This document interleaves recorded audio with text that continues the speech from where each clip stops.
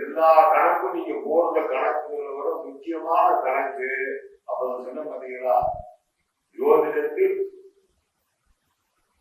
அப்ப ஒரு வார்த்தை சொன்னேன், யோதிடத்தினுடைய விதிகள் மாறப்போகும் காலம். ராகு கேதுகள் என்பது எதிர்மறை பிளானட் சொல்லிட்டே இருக்கும். உண்மைதான். ராகுவும் கேதுவும் அமிர்தத்தை களவாக தின்று விட்டார்கள் என்று சொல்லும் போது அங்கே மோகினி அவதாரம் எடுத்த கிருஷ்ண பரமாத்மா சுதர்சன சக்கரம், ஏனென்றால் இந்த சுதர்சன சக்கரம் தான் உண்மையை கொண்டு வரும். எந்த ஒரு காலத்திலும் பகவான் கிருஷ்ண பரமாத்மாவினுடைய சுதர்சனம் என்பது ஆயுத நட்சத்திரத்தினுடைய முதல் அவதாரமான சுதர்சனம் என்பது சக்கரத்தாழ்வார் ஆதிசேஷன் தான். அவனே ஆட்டி படைப்பான், அவனே ஒரு விதியை உருவாக்குவான். விதி மதி கெதி பதி சதி எல்லாம் சரி. சுதர்சன சக்கரம்னா யாரோ நினைக்கிறீங்க, ஆதிசேஷனுடைய முதல் அவதாரம் சுதர்சனம். அதனாலதான் சுதர்சன் அஸ்ட்ராலஜி ரெமடிஸ்.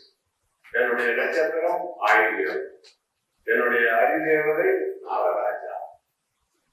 புரிஞ்சுக்கிட்டீங்களா? பரிகாரத்துக்குரிய நட்சத்திரம்.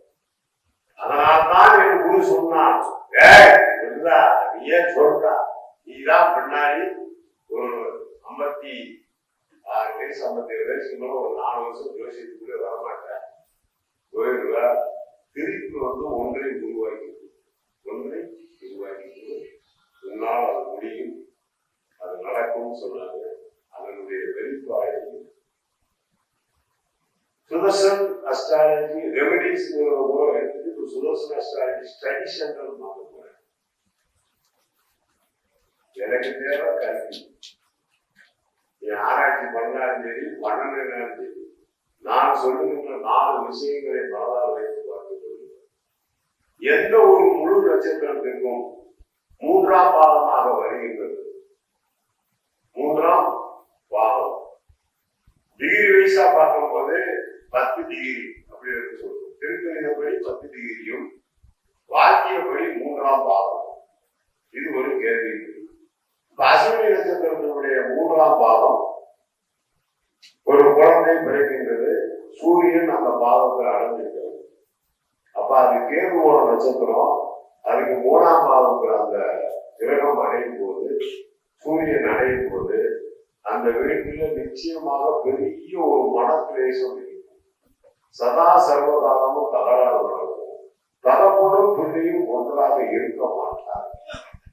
ஒருவரை ஒருவர் அழித்துக் கொள்வதும் அழித்துக் கொள்வதுமே அவர்களுடைய நோக்கம். நான் சொல்ல உங்களுக்கு புரிஞ்சுக்கிறீங்களா? அடுத்தது பரணி 3ஆம் பாதம். பரணி 3ஆம் பாதம்.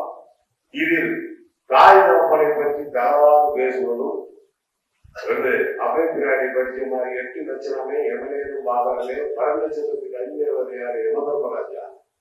அந்த வீட்டில் ஏதாவது ஒரு மிருகங்களால் தொல்லை, அப்படி இல்லை என்றால் கோச்சாரப்படி சனி அங்கே வரும்பொழுது நிச்சயமாக அந்த வீட்டில் ஒரு மரணம், அதுவே ஆக்சிடென்ட். எழுதி வச்சிருக்கிறார். ஒவ்வொரு 3ஆம் பாதத்தை மட்டும் பார்த்துக்கிட்டே வாங்க. பரணி 3ஆம் பாதம். அடுத்தது கார்த்திகை 3ஆம் பாதத்துக்கு போங்க. உடைபட்டால் உடைபடாவிட்டாலும் அங்கே எடுக்கப்படக்கூடிய நட்சத்திரம் கார்த்திகைக்கு பலம் சொல்லாம விடக்கூடாது. கார்த்திகை 1ஆம் பாதம் மட்டும்தான் மேசராசி, அங்கிட்டு போகும்போது ரிஷபராசி. அப்ப கார்த்திகை 3ஆம் பாதத்தை எழுதிங்கன்னா அந்த பையனுக்கு நிச்சயமாக நிலைமாறும் உலகில் நிலைக்கும் என்ற கனவு, காணும் மனித ஜாதி காண்பதில்லை நீதி, நீதியே கிடைக்காது. அவன் எந்த கோவிலுக்கு போனாலும் சரி, சுப்ரீம் கோவிலுக்கு போனாலும் சரி, அவனுக்கு சூரியன் அவன் உச்சத்தை விட்டு கண்டிப்பாக அங்கிருந்து மாறுகின்றான். அந்த இடத்துக்கு 8ஆம் இடமான துலாத்தில் அவன் நீசமாகின்றான். நல்லா தெரிஞ்சுக்கீங்க. அவன் நீசமாகக்கூடிய இடம் துலாம் ராசி, சுவாதி நட்சத்திரம். நல்லா புரிஞ்சுக்கீங்க. ஏன் சொல்றேன்னா, துலாம் ராசி சுவாதி 3ஆம் பாதத்துக்கு வரவும் உங்க கதையை சொல்றேன், என்ன நடக்கும்னு உங்களுக்கு புரிஞ்சுக்கிட்டு. இப்ப நடக்கக்கூடிய விஷயம் ராசி 3ஆம் பாதம் நிரந்தரமா அவனுக்கு ஒரு ஜட்ஜ்மெண்டே கிடைக்காது, அவனுக்கு நல்லதும் நடக்காது. சிலர் சிரிப்பது போல நடிப்பார், சிலர் நடிப்பது போல சிரிப்பார், சிலர் பாட்டிலே மயங்குவார். யாரோ ஒருத்தவங்க சொல்றதை கேட்டு போயிட்டே இருக்க வேண்டியதான். அடுத்தது ரோகிணி 3ஆம் பாவம். இந்த ரோகிணி 3ஆம் பாவத்துல சூரியன் அடைந்திருந்தால் தசரதனுக்கு ஏற்பட்ட கதிதான். படிவாசலிலே தரிச்சு விழுந்தார், அல்லது பள்ளி அறையிலே தரிச்சு விழுந்தார், இல்ல பாத்ரூம் போகும்போது தரிச்சு விடுவார். இந்த தரிச்சு விடுவதனுடைய காரணம் அங்கே சந்திரன் உச்சம், ஏதாவது ஒரு பெண் சாபம் அல்லது பெண்ணுக்கு கொடுக்கப்பட்ட வரத்தால் சீரழிவு. அதான் நிறைய பேர் சொல்லுவாங்க, கோவிலுக்கு வா, சத்தியம் பண்ணவா, அதெல்லாம் கூப்பிடுறதெல்லாம் இதுலதான். சந்திரன் ரோகிணி 3ஆம் பாகத்தில் சூரியன் வந்து அமர்ந்தால் ராசியில் அடைக்கும் போது 3ஆவது. அதுக்குதான் நமக்கு எழுதியிருக்கான். என்ன எழுதியிருக்கான்? அம்சர கணத்துல எப்படி அடைக்கிறீங்க? அஸ்வினி மகம் மூலத்தை எதிர்த்து அடைப்பீங்க. புரியுதா? சொல்றது அஸ்வினி மகம் மூலத்தை வேசத்துல இருந்தா அனுப்பி வரீங்க. அடுத்தது யார போட்டுப்பான்? பரணி, பூரம், பூராடம். அவன் எங்க போட்டு அனுப்பிங்க அம்சத்துல? அப்ப சிம்மத்துக்கு வரும்போது சிம்மம் இருக்குமா? அதெல்லாம் சிம்மத்துல செவ்வாய், சூரியன் செவ்வாய் சனி இருந்தா தாயை கல்வி எழுதிவாங்க, திரும்பி எழுதிவாங்க, கோபம் போடுவாங்க. ரொம்ப படிக்காத, நோகாம நோக்கு போயிட்டே இருக்க. சொல்ல புரிஞ்சுக்கிட்டீங்களா? இந்த மாதிரி ஒரு அமைப்பான ஜோதிடம் உருவாகும். சூரியன் வரும்போது நிச்சயமாக நான் சொல்லக்கூடிய காரியம்தான். ரைட்டா? அடுத்தது யார வரணும்? விருவிசேஷம் 3ஆம் பாவம். அந்த 3ஆம் பாவத்தை எடுக்கும்போது அடுத்தது திருவாதிரை. திருவாதிரை 3ஆம் பாவம் ராகுவோட நட்சத்திரம்.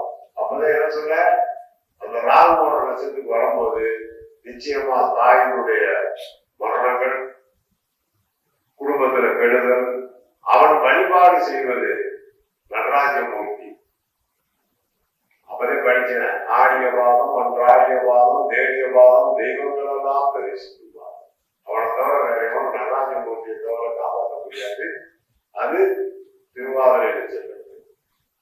வெற்றிலை பிரசனம் ஆன்லைன் வகுப்பு. விருதுநகர் சுதர்ஷன் அஸ்ட்ராலஜி ரெமடிஸ் நடத்தும் வெற்றிலை பிரசனம் ஆன்லைன் வகுப்பு. பயிற்சி கட்டணம் ரூபாய் 2005. பயிற்சி ஆசிரியர் ஸ்ரீ ஜாம்பவான் சுவாமிகள் நடத்துவார்கள். இந்த வெற்றிலை பிரசனம் மூலமாக நம் முன்னோர்களின் குலதெய்வத்தை கண்டுபிடித்தல், கடன் பிரச்சனை, சொத்து பிரச்சனை, மன சங்கடங்கள் தீர்க்கும் வழி, கோர்ட் கேஸ் வழக்கில் இருந்து விடுபட அனைத்து விதமான பிரச்சனைகள் தீர்வதற்கு இந்த வெற்றிலை பிரசனம் மூலம் தெரிந்து கொள்ளலாம். தொடர்புக்கு சுதர்ஷன் அஸ்ட்ராலஜி ரெமடிஸ், இலக்கம் 6/894/5, பேராளி ரோடு, கருப்பசாமி நகர், ரயில்வே காலனி அருகில், Virudhunagar. Cell number 9345031553. GPay number 9952121385.